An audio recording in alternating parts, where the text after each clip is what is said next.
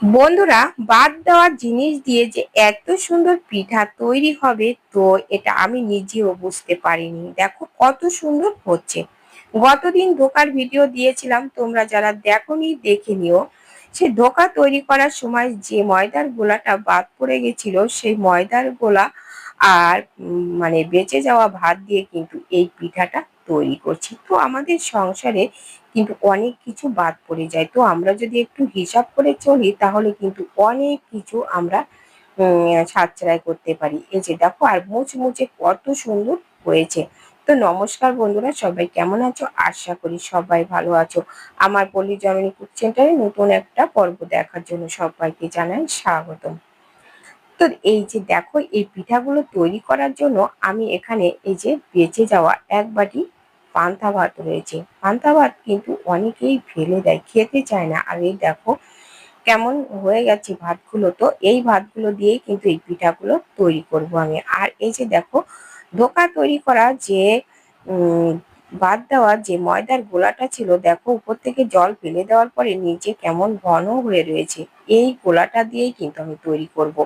এটা যদি আমি ফেলে দিতাম, তাহলে কিন্তু দিতে পারতাম, কিন্তু এটা দিয়ে দেখো আমি পিঠা তৈরি করে নিচ্ছি। আর এই পিঠাটা খেতে কিন্তু কেউ বুঝতেই পারবে না যে বাদ দেওয়া জিনিস দিয়ে তৈরি হবে। তো ভাতগুলো দেখো ব্লেন্ড করে নেব। তো আমরা একটু হিসাব করে চললে কিন্তু আমাদের সংসার খরচটা অনেকটাই কিন্তু আমরা বাঁচাতে পারি।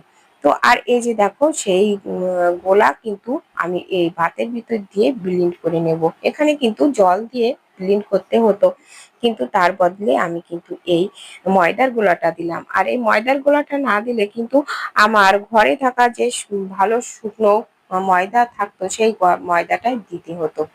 তো এতে কিন্তু আমরা সংসারে অনেকটাই কিন্তু সাশ্রয় করতে পারি। এদিকে একটু আমাদের হিসাব করে চলতে হয়।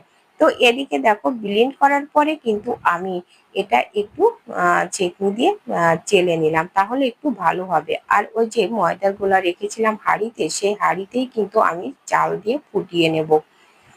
তো এই দেখো, ফুটিয়ে একেবারে যে রুটির যেমন একটা ডো তৈরি করে, ওরকম দেখো জাল দিতে দিতে কিন্তু এরকম শুকনো হয়ে যাবে। তো যখন শুকনো হয়ে যাবে, তখনই কিন্তু নামিয়ে নেব।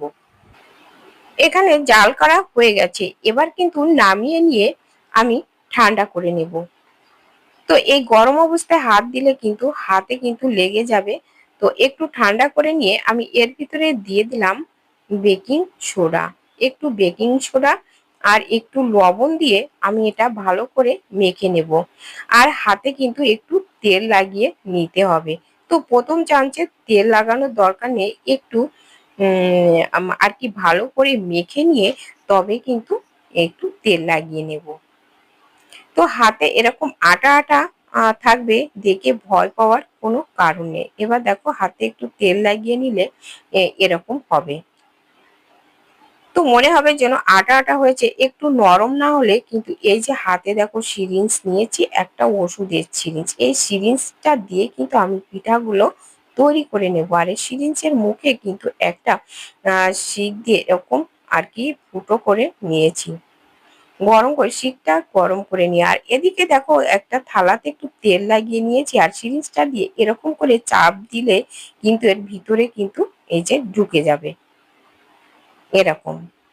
সিরিঞ্জের ভিতরে কিন্তু এই আটাটা ঢুকাতে কিন্তু কোনো সমস্যা হবে না। আর দিয়ে এরকম ভাবে চাপ দিয়ে আমি এই পিঠাগুলো তৈরি করে নেব। দেখো কত সুন্দর কিন্তু বের হচ্ছে। একটু এরকম নরম করে রেখে দিতে হবে, তাহলে পিঠাগুলো তৈরি করা যাবে সুন্দর। তো এইভাবে কিন্তু বাকি পিঠাগুলো আমি তৈরি করে নেব। এই সিরিঞ্জ পিঠা কিন্তু অনেকে আবার তৈরি করতে পারে না।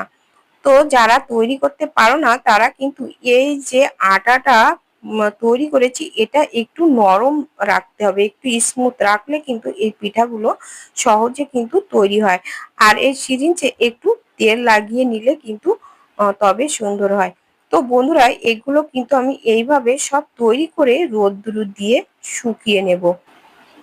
এই পিঠাগুলো তৈরি করে কিন্তু আর কি রোদ্দুরে দিয়ে ভালো করে শুকিয়ে নিতে হবে। তো শুকিয়ে নিয়ে তবে তোমাদের সাথে দেখা করব।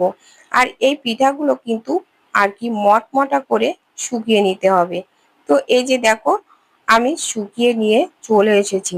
তো এখন তো গরমের সময়, তো মাঝে মাঝে কিন্তু বৃষ্টিও আবার হচ্ছে। তো এই যে দেখো একেবারে মচমচা করে শুকিয়ে নিয়েছি। আর এটা যদি সংরক্ষণ করতে চাও তো ভালো করে শুকিয়ে মাঝে মাঝে একটু রোদ্রে দিলে কিন্তু ভালো থাকবে। তো এই যে দেখো এবার আমি এগুলো ভেজে নেব। আর দেখতে দেখো কত সুন্দর হয়েছে। কড়াইতে দেখো তেল গরম করতে দিয়েছি, দিয়ে তার ভিতরে দেখো আমি দুখন একটু ভেঙে দিলাম, দিয়ে দেখলাম যে কেমন হয়েছে গরম। তো দেখো তেলটা পারফেক্ট গরম হয়ে গেছে, খুব কড়া করা যাবে না, মিডিয়াম গরম হলে তো এই পাঁপড়গুলো কিন্তু ভেজে নেওয়া যাবে।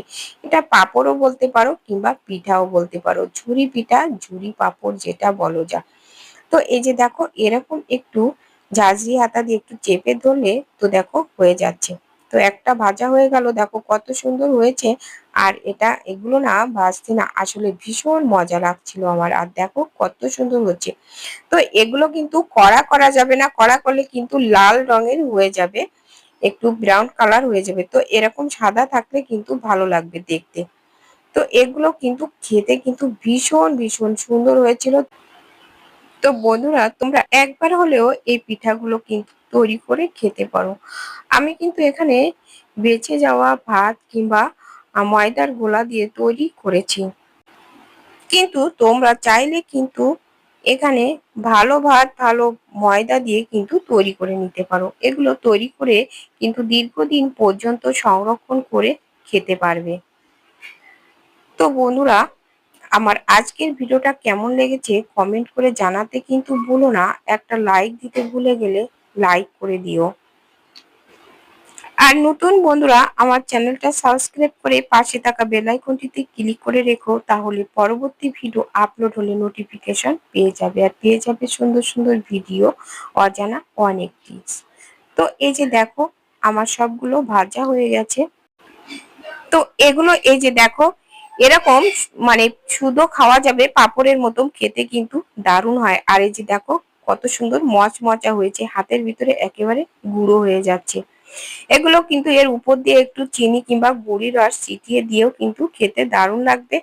আর চাইলে কিন্তু এরকম পাঁপড়ের মতো খাওয়া যাবে, খেতে কিন্তু দারুণ হয়েছিল। তো বন্ধুরা তোমরা একবার হলো এভাবে খেয়ে দেখো, খেতে দারুণ হয়।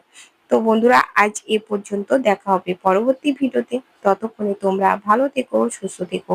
নমস্কার বন্ধুরা।